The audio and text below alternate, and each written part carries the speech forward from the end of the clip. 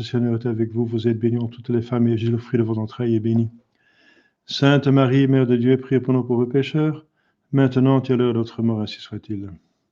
Cœur sacré de Jésus, ayez pitié de nous. Saint Joseph, priez pour nous. Saint Jean le Gardien, veillez sur nous. Nos saints patrons, priez pour nous. Au nom du Père et du Fils et du Saint-Esprit, ainsi soit-il. Eh bien, je vais dire un petit mot sur la censure des livres parce que c'est très actuel et très important. Et ça ne se trouve pas malheureusement dans le catéchisme de Malines parce que, voilà, à l'époque, il n'y avait pas de problème. Mais ça se trouve comme 6e commandement dans plusieurs catéchismes. 6e commandement de l'Église, je veux dire. Hein. Alors, le 6e commandement de l'Église, c'est effectivement une loi de l'Église sur la censure des livres. Et la censure ecclésiastique s'impose aussi bien aux clercs qu'aux laïcs pour les livres de religion et de morale. Donc d'abord, on va dire ce que c'est cette législation ecclésiastique concernant les livres. Parce que livre, c'est au sens large, ça veut dire toute publication. Par exemple, un blog sur Internet, une émission de télévision, etc. Même, par exemple, une vidéo on met sur YouTube, etc., sur Vimeo. On peut distinguer la censure des livres et la défense proprement dite de lire des livres. Ce que l'on dira dans les 2 chapitres qui vont suivre au sujet des livres s'applique aussi tant que le contraire n'est pas prouvé aux journaux, aux revues, à tous les écrits publiés, comme je viens de dire, donc les écrits aussi, les émissions. Parce que c'est une loi du droit canon, le canon 1384, paragraphe 2, mais ça date du début du XXe siècle, il n'y avait pas encore des moyens de distribution qu'on a maintenant. Mais c'est évident qu'il s'agit de la publication des idées. La publication des idées, écrites ou parlées, diffusées, vidéo, audio, écrites, PowerPoint, tout ce qui est publié, tout ce qui est accessible pour le public, donc qui n'est pas en privé. Parce qu'en privé, on peut parler de la foi sans permission de l'Église. Tout le monde a même la grâce de parler de sa foi par le sacrement de la confirmation. La confirmation donne la grâce de défendre la foi et de même transmettre la foi à d'autres personnes. Mais donc une quantité importante de personnes, donc s'il y a une publication, s'il y a un public, alors il faut quand même être envoyé par l'Église d'une manière plus spécifique. Donc, il faut être catéchète. Donc, ce sont des gens qui ont suivi un cours d'instruction religieuse plus poussé qu'un simple fidèle et qui sont capables de transmettre le catéchisme à d'autres personnes convenablement. Ensuite, il y a les diacres qui sont faits pour prêcher, les prêtres, les évêques. Ouais.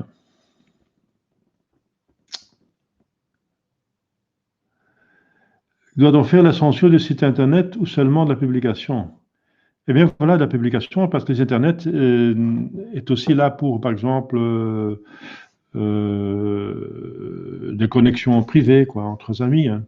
Ça, c'est évident que c'est pas censuré par l'Église, mais c'est jugé par le bon Dieu, bien sûr. Si vous dites des bêtises, si vous mentez, si vous trompez, le bon Dieu, il a tout vu, hein, donc c'est censuré par le bon Dieu, façon de parler.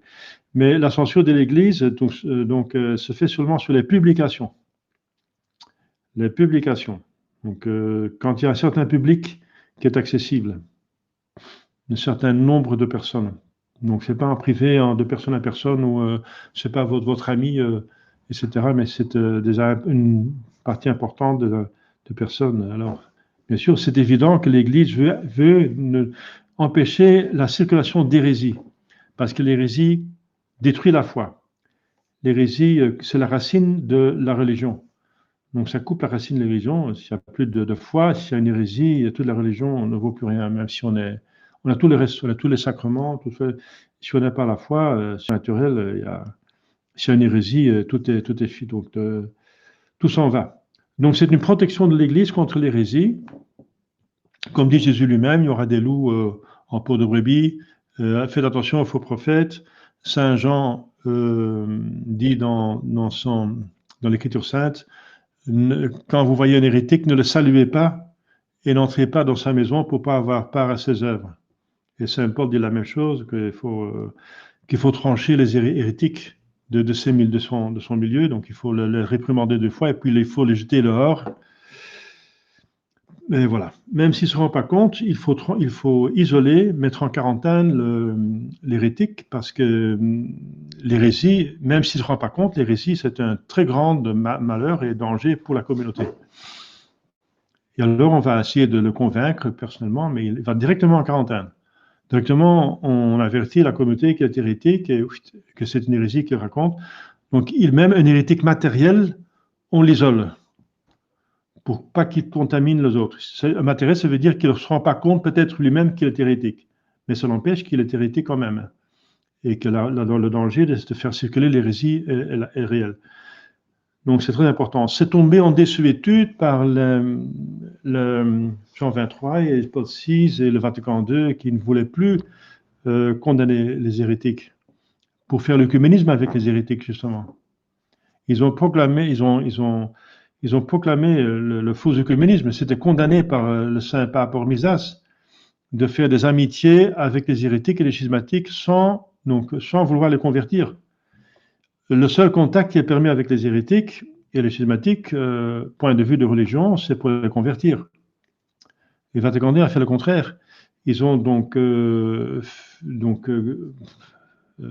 forgé ils ont fait des conventions, des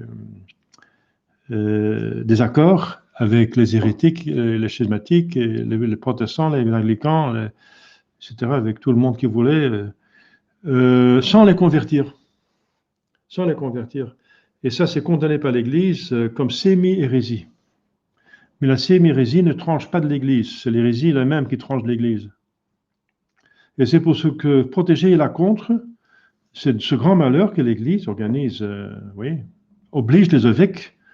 Oblige les évêques, c'est une obligation pour tout évêque d'avoir un bureau de censure pour contrôler si ce qui circule, ce qui est prêché par les diacres, par les prêtres, et qui est publié dans les journaux au nom de l'Église, que ce soit aussi qu'il n'y en a pas d'hérésie dedans, n'est-ce pas, qui pourrait détruire la foi. Que nous sommes dans les crises de l'Église, c'est à cause d'hérésie. Hein. C'est à cause de l'hérésie. Le poisson commence à pourrir par la tête. Donc cette dégringolade énorme de l'Église qu'on voit, c'est commencé par des hérésies. Donc l'œcuménisme est une sémi-hérésie, oui, bien sûr. Ça veut dire proclame la sémi-hérésie comme bonne. Donc dans ce sens-là, c'est même une hérésie. Parce que la sémi-hérésie est condamnée par le pape Hormisdas de manière infaillible.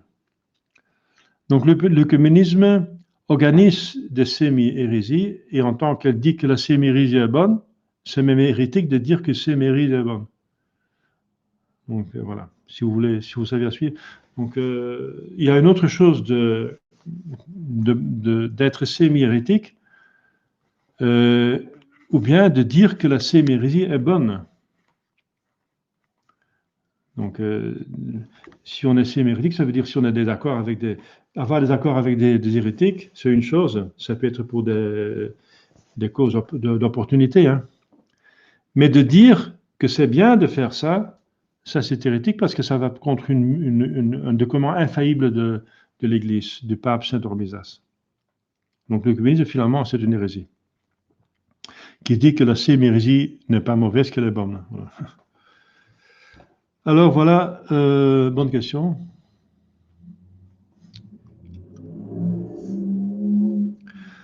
Donc tombent aussi sur ces prescriptions des petites brochures, des feuilles volantes, voilà, des petits tracts, n'est-ce pas?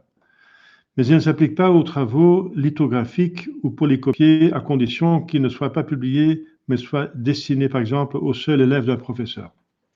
Donc si un professeur fait des cours polycopiés pour sa classe, c'est pas une publication, c'est pas considéré comme publication. Donc il y a quelque part une limite. Donc la censure des livres au sens propre est un jugement autorisé de l'Église sur le contenu d'un livre ou d'une publication. Il faut en distinguer la simple permission de faire imprimer ou donc un livre. Donc il y a d'abord le jugement et la permission d'imprimer un livre. Donc la censure s'impose, comme je viens de dire là tantôt, aussi bien aux clercs qu'aux laïcs. C'est évident. L'hérésie doit être arrêtée de toute façon. Oui, le professeur a une grande responsabilité, mais la même chose pour les parents, pour leurs enfants. Hein. Tout le monde a une grande responsabilité pour ce qu'il dit aux autres. C'est pour tout le monde. Mais il y a moindre quantité par un professeur, il sera vite su, n'est-ce pas, parce qu'il y a quand même un contrôle. Il y a le directeur de la CIMI, il y a des autres professeurs, il y a des contrôles, n'est-ce pas. Aux examens, par exemple, il y a plusieurs autres professeurs qui assistent. Donc, c'est plutôt contrôlé déjà par l'école elle-même. Donc, la censure ecclésiastique s'impose pour les éditions, pour les publications suivantes. Donc, les publications qui traitent la Sainte Écriture ou les remarques et commentaires sur ces livres. Donc, on ne peut pas lire des Bibles qui n'ont pas de censure, pas d'imprimatur avant le Concile. Donc, il faut les éliminer. Ensuite, les livres qui traitent de l'Écriture sainte. Donc, il y a des livres qui rentrent, qui sont l'Écriture sainte, qui sont une version de l'Écriture sainte. Ensuite, des livres qui traitent, qui expliquent l'Écriture sainte, ou bien la théologie, ou bien l'histoire de l'Église, ou bien le droit canon, la théologie naturelle, l'éthique, ça veut dire ce qui est bien et ce qui est mal, même donc une discussion sur l'avortement doit porter, ou sur le Covid, si c'est bon ou c'est mal, ça doit porter un aval, un imprimatur, une permission de l'Église, parce qu'il s'agit du bien ou du mal, de discerner le bien et le mal. Et les autres sciences annexes, les livres de prière et de dévotion, même une simple image doit passer la censure. Parce qu'on peut faire des bêtises, on peut représenter la Sainte Trinité n'importe comment, n'est-ce pas? Donc, etc. Les images de Sœur Faustina, nous, on doit les interdire, puisque c'est une fausse dévotion. Les livres qui contiennent une doctrine morale, ascétique, mystique, et d'autres choses semblables, même quand ils ont un intérêt particulier pour la religion et la morale, même s'ils semblent servir la piété. Ensuite, les images des saints, quelle que soit la manière dont elles sont reproduites par l'impression, avec ou sans texte de prière. Les images des saints. Donc, l'autorité compétente pour accorder la permission d'imprimatur et dans certains cas, le Saint-Siège seul. Mais le plus souvent, la permission de l'ordinaire du lieu suffit. Donc, de l'évêque du lieu. La permission d'imprimer doit être donnée par écrit et doit être précédée du jugement du censeur, c'est-à-dire le prêtre qui est désigné par l'évêque pour vérifier les publications. Les traductions et nouvelles éditions ont besoin aussi d'une appropriation nouvelle. Donc, il y a une maison d'édition qui dit « Oui, mais moi, je n'ai pas besoin de censure parce que je fais que reproduire les livres qui ont un imprimatur. » Eh bien, ce n'est pas vrai. Donc, les traductions et nouvelles éditions ont besoin d'une approbation nouvelle. Les nouvelles éditions. Cette approbation n'est cependant pas nécessaire quand on publie seulement divers articles extraits de revues qui ont déjà une approbation. Voilà. Bon, c'est vrai que c'est une nouvelle édition, ont souvent des ajouts et des changements. C'est pour ça qu'il faut une nouvelle approbation. On est assez on est assez, on a la tendance de te permettre une simple photocopie, mais même la photocopie peut être fausse, parce que justement, je donne un exemple sur le jeûne et l'abstinence. Si on va rééditer, comme le catéchisme d'hier, n'est-ce pas? Il y a un catéchisme qui était plus ancien et donnait de fausses indications sur le jeûne et l'abstinence, parce que c'était la réglementation était entre-temps changée par un autre pape. Voilà. C'est pour ça que même pour une photocopie d'un livre, il faut que ça passe par la censure. Ouais. Ensuite, la simple permission pour la publication d'un travail est nécessaire.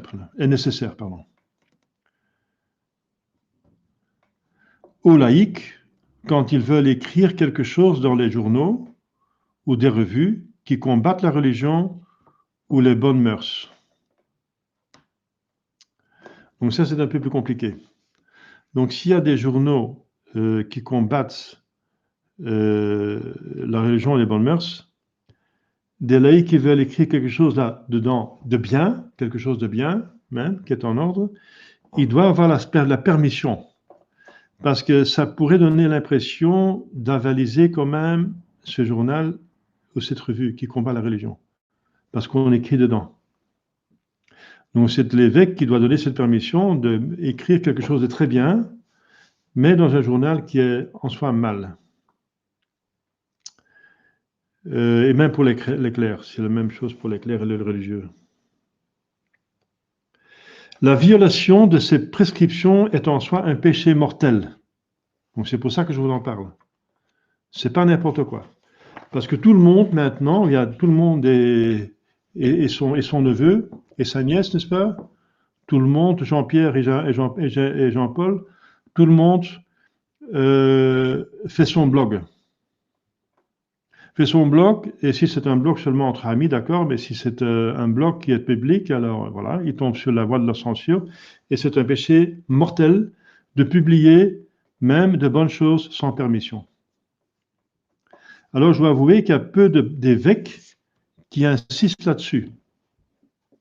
Alors ils ne font pas leur devoir. Ils ne font pas leur devoir. Donc c'est malheureux. C'est des évêques qui ne font pas leur devoir. Moi je suis clerc, moi je suis prêtre, donc je vous donne le catéchisme.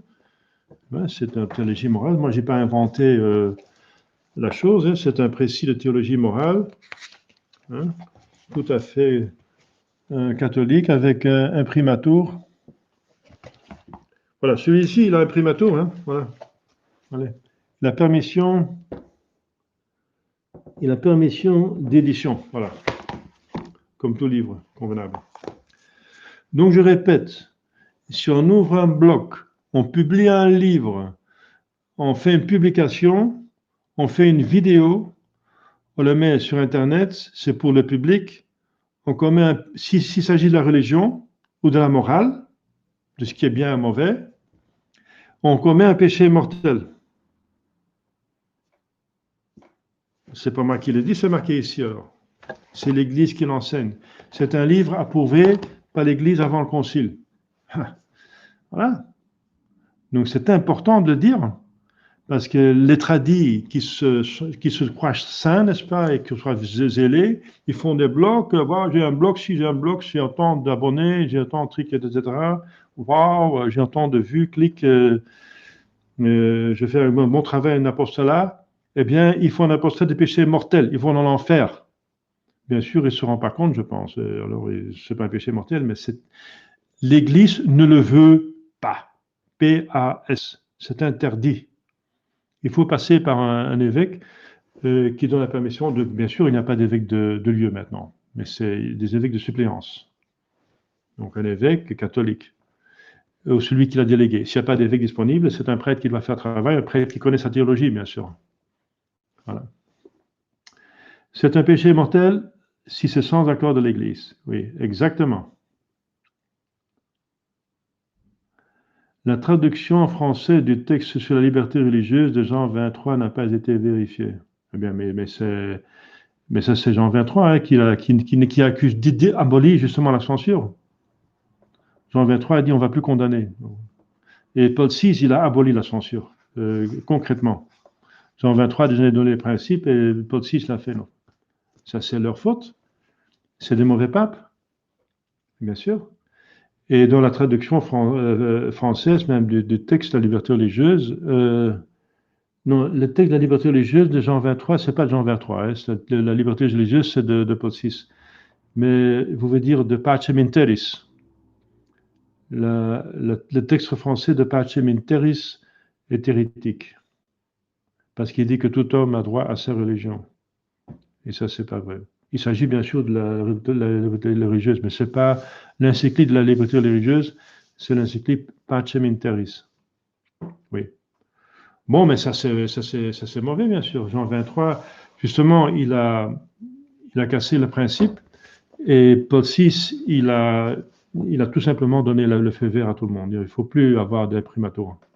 Et vous voyez que les hérésies pullulent partout, et même parmi les sédvacantistes, il y a pas mal d'opinions qui circulent, qui sentent l'hérésie et même le schisme. Et le schisme hein. Donc, tout le monde peut dire n'importe quoi.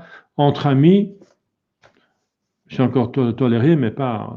Si on met sur son blog, c'est péché mortel. Péché grave, mortel, qui mérite l'enfer. C'est ça? Regardez votre catéchisme. La violation de ces prescriptions est en soi un péché grave. Un péché grave, c'est un péché mortel. Un péché mortel mène à l'enfer. Donc j'insiste là-dessus parce que tout le monde pense qu'il a le droit et qu'il fait même du bien en faisant des blogs et des trucs et des machins pour tout le monde. Ils pensent faire du bien. Ils font beaucoup de mal. Et encore, ce qui est encore plus fréquent, c'est que nos fidèles vont chercher partout sur l'Internet pour lire des choses sur la religion qui n'ont pas de permission. C'est des péchés mortels. Des péchés mortels encore. On ne peut pas aller sur Internet et partout pour lire tout le monde, même des tradis, n'est-ce pas, qui disent des choses publiques. Si c'est entre amis, bon, c'est toléré, mais il faut faire attention. Parce que même entre amis, les hérésies peuvent circuler. Hein. Mais voilà, j'applique le principe de l'Église, voilà. Jésus dit, allez enseigner toutes les nations, faites garder le commandement, baptisez-les, je fais garder le commandement. L'Église commande, c'est dans le droit canon, 1384, etc. Et 84 et 85. Le droit canon est accessible, hein. Ça, vous pouvez lire sur Internet, le droit canon en français, vous pouvez le lire par vous-même, hein, lisez par vous-même. Oh, j'ai mis sur mon blog, Scaturex, tout un article là-dessus, n'est-ce pas? Quand il s'agit de matières de peu d'importance, il n'y a qu'un péché véniel. Surtout quand la seule permission ecclésiastique est nécessaire, moins facilement, mais c'est moins facilement quand le livre doit en outre être soumis à la censure.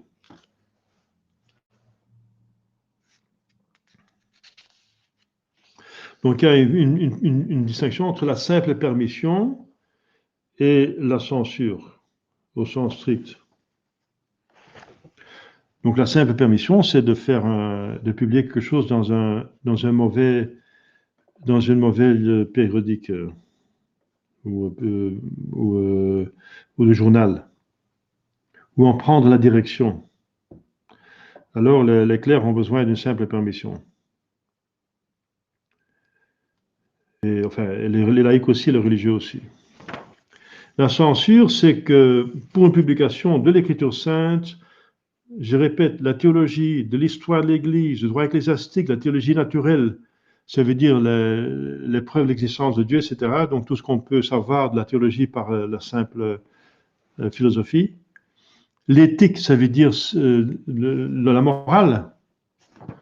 Donc de faire tout un traité, si par exemple prendre le vaccin, c'est bien ou c'est mal, ou que l'insémination est bien ou mal, ou que prendre la pilule c'est bien ou mal. Donc quand il faut trancher dans le bien et le mal, eh bien c'est interdit de faire des publications sans permission de l'Église. Voilà.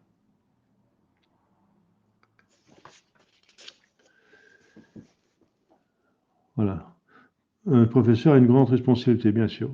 Tout le monde a une responsabilité, hein, les uns envers les autres. On est tous responsables. Quelle responsabilité d'Adam et Ève d'avoir commis le péché originel? C'est retombé sur tous leurs enfants jusqu'à présent. Quelle responsabilité, bien sûr. Mais la traduction en français du texte de la liberté religieuse, voilà, là, un péché mortel sans accord de l'Église. Oui, c'est ça, d'accord. Donc j'ai répondu à toutes vos questions. Voilà. Ensuite, il y a la prohibition proprement dite des livres. Quand un livre est interdit, cela signifie que le livre en question ne peut être sans permission édité, lu, gardé, vendu, traduit, ni communiqué d'aucune manière à d'autres personnes. Donc si un livre qui traite de ce sujet n'a pas de permission, on ne peut rien faire de tout ce que je viens de dire. On ne peut même pas le vendre. Il faut le brûler, le casser.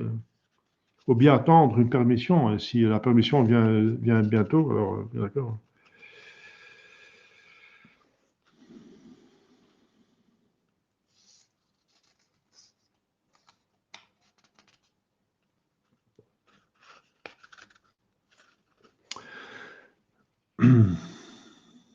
Donc à l'époque, il y avait un index. Il y a toute la liste de livres qui étaient interdits déjà. C'est l'index. Voilà. Donc un livre qui est sur l'index ne peut pas être vendu. Hein. Sont défendus ipso iure par les lois générales de l'index. Donc c'est canon 1399 ou 99. Ipso iure, ça veut dire par la loi elle-même. Les déditions faites par les non-catholiques du texte de la Sainte Écriture, ainsi que les traductions rédigées ou éditées par eux. Donc des Bibles faites par des non-catholiques tombent sur ces défenses. Tous les livres qui défendent l'hérésie ou le schisme, ou qui, de quelque façon que ce soit, essayent de ruiner les fondements de la religion.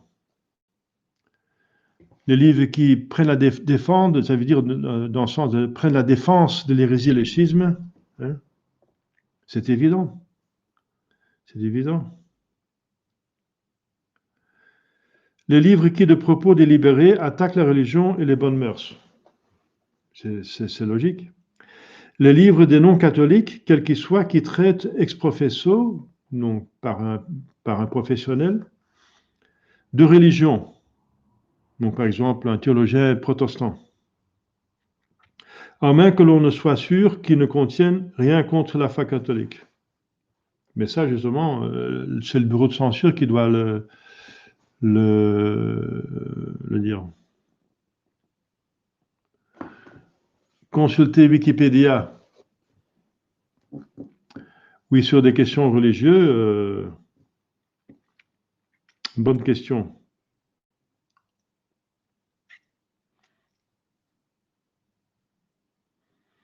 Parfois, il y a des bêtises sur Wikipédia, c'est sûr. Hein. Surtout quand ils parlent après le concile. Par exemple, ils vont traiter de Monsieur Lefebvre, de n'importe quoi. Tous ceux qui sont des vrais catholiques sont traités comme n'importe quoi, toujours sur Wikipédia. Oui, c'est une publication qui est ouverte au public, pour autant qu'elle traite de la religion et de la morale. Oui, elle doit la permission de l'Église, oui, c'est vrai, effectivement. Les livres qui paraissent sans l'autorisation nécessaire de l'Église, quand il s'agit soit de livres de la Sainte Écriture, soit de remarques, de commentaires, de traductions en langue vulgaire, ou bien de livres qui traitent de nouvelles apparitions, de révélations, de visions, de prophéties, de récits de miracles, ou introduisent des dévotions nouvelles. Voilà.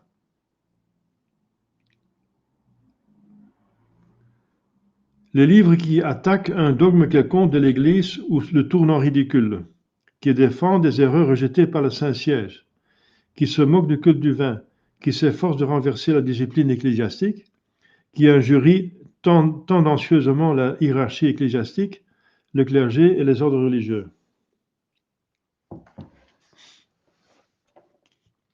Donc un livre est par conséquent défendu quand, par exemple, il contient un recueil de récits diffamatoires sur différents papes, ou bien sur le clergé et les ordres religieux, mais non quand il ne s'en prend qu'à la personne d'un seul pape ou à un seul ordre religieux. Donc on peut dire la vérité en plus, hein, bien sûr, il s'agit de calomnie, hein, de diffamation. Tous les livres qui enseignent ou recommandent la superstition, la divination, la magie, le spiritisme ou autre chose semblable, c'est évident.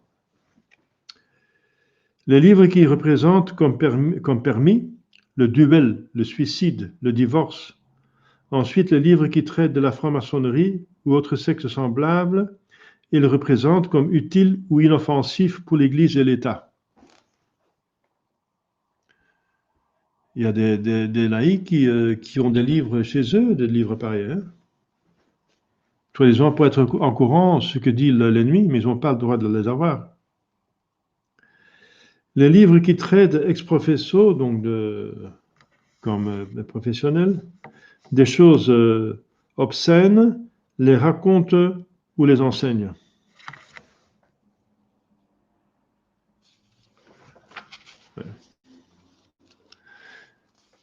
Ex professo, ça peut être des livres de médecine et de morale qui traitent de ces matières pour un but sérieux. Donc, s'ils font ça sérieusement, ne tombent pas sur la défense. Les livres liturgiques, auxquels on a fait subir des changements, sans y être autorisé, si bien qu'ils ne concordent plus avec les éditions approuvées de Saint-Siège. Les livres qui publient des indulgences apocryphes ou bien rejetés et révoqués par le Saint-Siège. Il y a eu des apocryphes qui sont des faux, il y a des apocryphes qui sont bonnes et des apocryphes qui sont mauvaises. Les apocryphes acceptés par l'Église, les apocryphes rejetés par l'Église. Le livre d'Enoch, c'est un livre apocryphe qui est accepté par l'Église. L'évangile de Judas est rejeté par l'Église, bien sûr.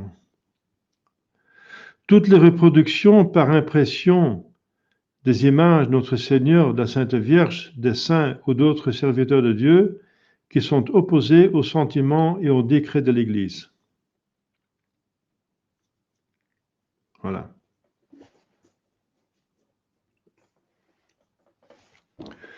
La permission de lire les livres défendus peut être accordée à quelqu'un par les règles générales du droit ou par une faveur particulière du supérieur compétent.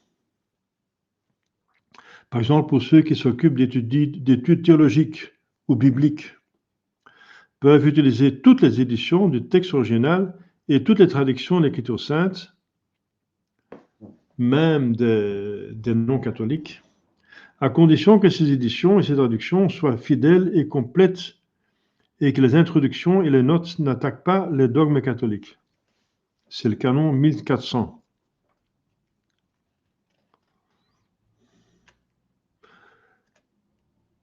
Ouais. La transgression de la prohibition des livres est en soi encore un péché grave. Donc, prohibition de... D'abord, il y a la censure et la simple permission agit de la publication. La prohibition agit de la lecture de ces livres. Donc, lire de ces livres-là est en soi un péché grave, péché mortel. En cas de matière légère, il n'y a que péché véniel. Mais encore, c'est un péché. Le livre d'Enoch n'est pas dans le canon, mais n'est pas jeté. Enfin, c'est ça. Donc, le livre d'Enoch n'est pas dans le canon de l'Écriture sainte. Mais Saint Pierre fait allusion au livre de Enoch. Donc Saint Pierre dit, comme il est écrit dans le livre d'Hénoch, bien, c'est pour ça que voilà, il y a des bonnes choses dans le livre d'Hénoch, donc c'est accepté par l'Église, les livres d'Hénoch. Mais il n'appartient pas au canon de l'Écriture sainte. La fait référence de quoi?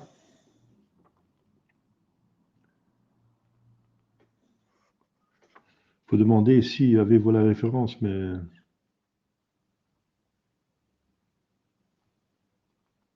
Ah oui, oui, je peux le chercher si vous voulez, oui.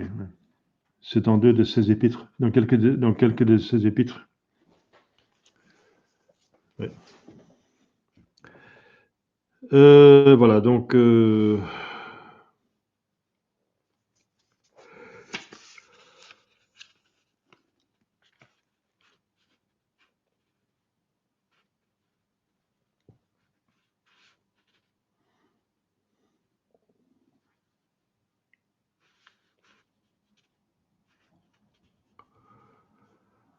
voilà.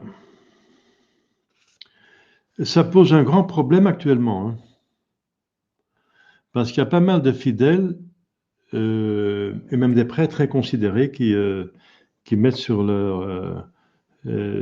voilà, sur Internet des blogs qui commencent à publier. Il y a pas mal de maisons d'édition qui sont dans les mains des laïcs et qui n'ont pas la permission forcément d'un évêque ou d'un prêtre, qui ne sont pas contrôlés par un évêque ou un prêtre. Donc c'est vraiment, voilà, c'est très, très dangereux. Moi, je me suis fait connaître que je suis à disposition pour contrôler les livres. Et il y a déjà quelques blogs que je contrôle. Par exemple, le Miracle en Jésus, c'est une page Facebook que je contrôle. À la gloire de Jésus, je ne le contrôle plus parce que le propriétaire m'a mis dehors. Parce que j'ai fait quelques remarques sur des péchés mortels et il m'a mis dehors. Donc, c'est dommage parce qu'il y a, je ne sais pas combien je sais pas, des dizaines de milliers de personnes qui suivent cette page. Hein. C'est sa responsabilité. Hein. Donc j'ai déjà corrigé plusieurs livres. Donc il y a une revue Intro par un Néerlandais que je contrôle. Voilà. Moi je suis à disposition si vous voulez. Donc demandez à votre prêtre, à votre évêque, si vous voulez lire des livres vous pouvez ouvrir un blog, hein, c'est très bien, hein, à condition que ce soit contrôlé. Que vous mettez toutes vos publications en brouillon et le prêtre contrôle et puis il peut publier. Donc voilà, c'est très facile finalement. C'est pas très compliqué. Mais c'est important. Je tenais à en parler parce qu'effectivement, comme vous savez, vous pouvez constater vous-même, euh, c'est une loi de l'Église qui est tombée en désuétude parmi beaucoup de gens et c'est pas possible parce que c'est le système immunitaire de l'Église. Si on casse le système immunitaire de l'Église, elle n'a plus de résistance contre les hérésies. Il faut pour une personne en bonne santé un bon système immunitaire. Voilà. Sinon, on va devenir malade et on va mourir un jour. Donc, on va mourir parce que, oui, il s'agit de péché mortel, donc on meurt assez facilement. Parce que l'hérésie, c'est un poison mortel. Ouais. Voilà, j'espère que... Oui, maintenant l'importance de ce sixième commandement de l'Église, hein, qui se trouve, malheureusement, pas dans tous les catéchismes, mais qui se trouve dans le droit canon. Voilà. Voilà, on va terminer. Au nom du Père et du Fils et du Saint-Esprit, ainsi soit-il. Je vous salue Marie, pleine de grâce, le Seigneur est avec vous. Vous êtes bénie entre toutes les femmes et Jésus, le fruit de vos entrailles, est béni. Sainte Marie, Mère de Dieu, priez pour nos pauvres pécheurs, maintenant et à l'heure de notre mort, ainsi soit-il. Cœur sacré de Jésus, ayez pitié de nous. Saint Joseph, priez pour nous. Nos saints anges gardiens, veillez sur nous. Nos saints patrons, priez pour nous. Au nom du Père et du Fils et du Saint-Esprit, ainsi soit-il.